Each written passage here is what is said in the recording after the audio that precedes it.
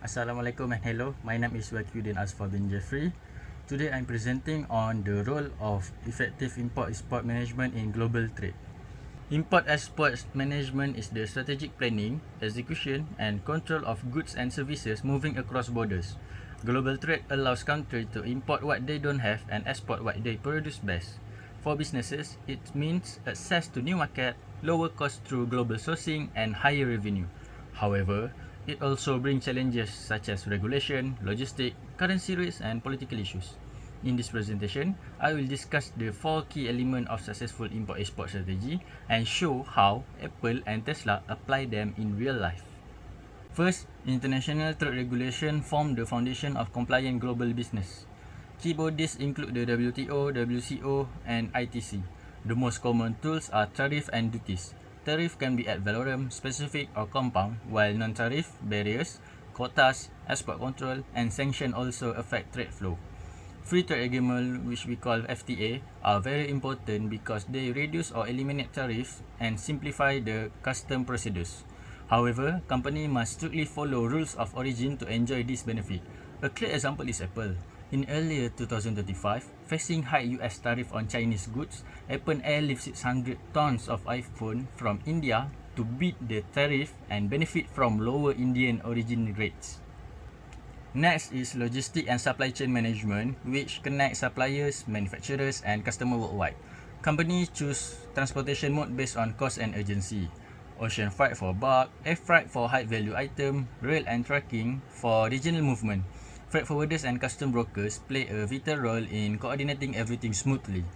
Incoterms such as ESW, FOB, and CIF are essential because they clearly define who is responsible for cost and risk at each stage. Apple show excellent logistic management by combining air and ocean freight and diversifying assembly to India and Vietnam, allowing it to respond quickly to tariff changes. Financial management is critical to protect cash flow and handle payment and currency risk. Common payment method include advance payment, letter of credit. This is the most popular because bank guaranteed payment. Next is documentary collection and open account. Trade financing tools like export credit insurance, factoring or forfeiting help bridge cash flow gaps. Currency fluctuation can seriously affect profit. So, companies use hedging tools such as forward contract. Apple successfully managed these challenges. When the US dollar strengthened in the mid-2010, it expanded its currency hedging program and saved approximately $4.1 billion in 2015. The fourth key element is risk management. Major risks include political risks such as tariff, sanction and unrest. Next is supply chain disruptions such as natural disaster and port congestion. And next is financial and currency risk, and lastly is credit risk, which is buyer non-payment.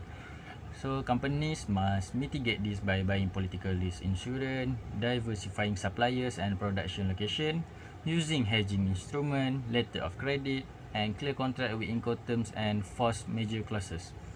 Regular monitoring of geopolitical development is also essential. Tesla provide a strong example in this.